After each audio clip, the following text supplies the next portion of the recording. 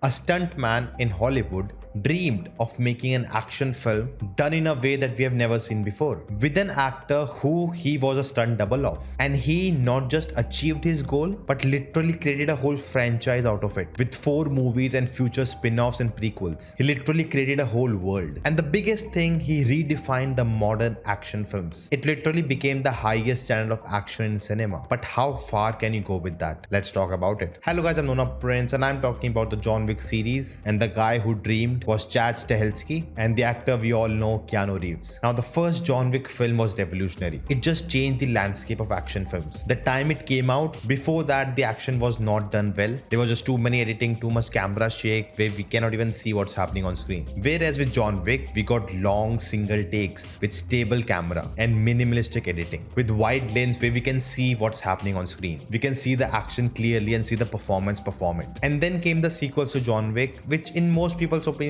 it kept going down because nothing could come close to the first film. But when John Wick 4 came out, everyone went gaga. There was such strong buzz around it that it may be the best film or close to the first film. Now, before coming to why I was disappointed, let's talk about what was good, and that is the action, of course. John Wick 3, the action was so innovative. It was action after action after action with different settings, different weapons, and it was refreshing every damn time. And I was like, how do you top that? There's a lot of regular stuff here, but again, they did top it with the whole top view single take. Oh my god, it was outstanding. Then the stairs fight scene, the traffic fight scene, and with the awesome stunts and VFX, the cinematography, it's gorgeous. The sound design, that adds so much to the film. They shot at so many real locations. It was just wonderful, a visual treat. And you know, the way the film portrayed the underworld, it was really well done. And this time actually we spend a lot of time with different characters. New characters are introduced, and it's not just they are there to be killed by John Wick. There's weight behind them, and that's interesting. You know, they're creating a world which will go beyond John Wick. But coming to why I was disappointed, first of all, the hype. It ruined it for me because my expectations were over the roof. And of course, that's my mistake. It was given the action will be amazing, but I was expecting there to be more layers in the story too, which was sadly not there. Consider the first John Wick film. His wife passes away, then he receives a dog, which is then killed. And now, doesn't matter what, we want him to kill everyone. The motivation is clear, everything is set, done. And then we find out he's a retired assassin, the greatest killer ever to live. And that's great for us. Go on, kill everyone. Then we get to John Wick 2,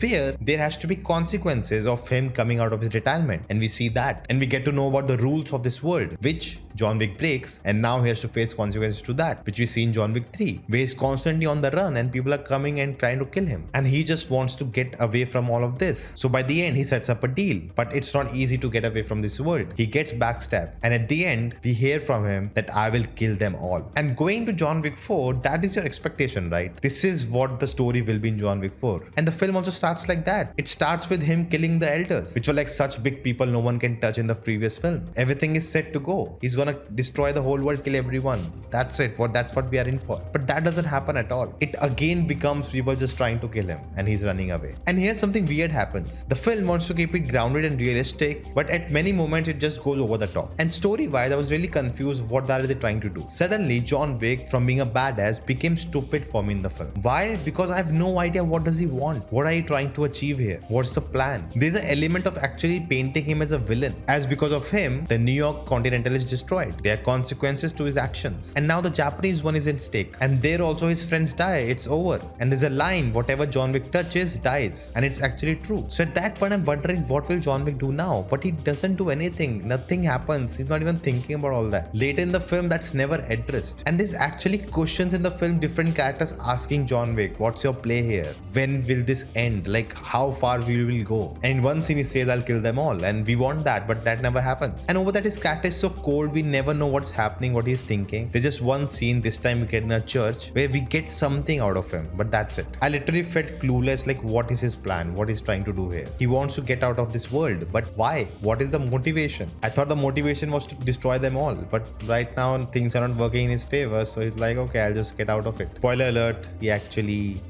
dies at the end. I hopefully it's not a fake out that no, he's alive, it was just a distraction, whatever. But the motivation is not clear. And you know, when you're thinking so much, you're questioning what's really happening with the character, you're out of the film, and then you ask questions about the logic in the film. There were moments I could see through the choreography. Like literally in the last film, he fell off from the terrace of the hotel and he still survived. Okay, but in this one, he's I think hit by a car 5-6 times, and then he falls off a 2-story, 3-story building twice, and that too in the most horrible way that he should die, like his spine should be like destroyed. But no, he just gets up and walks away. And I know many of you gonna tell me, dude, it's an action film, just enjoy it, don't overthink. You don't think about Triple R, Pathan, this, that, why you're thinking so much here. And I would agree with you, yeah. I had a blast in theater. Everyone around me, we were screaming together, like, oh my god, how did he kill him like that? We were gasping, and it was fun. But that's it. Maybe it's just me that I wanted the film to be more than that, more than the action scenes, more than the gruesome scenes, more than just getting ooh ah from us. Maybe I'm just looking at it in the wrong way, but there's something I'm looking at the right way, which is in this video where I talk about why some films are working and others are not. The answer is here. If you like this video, hit the thumbs up button, share it, let me know your thoughts in the comments below, and I'll see you next time.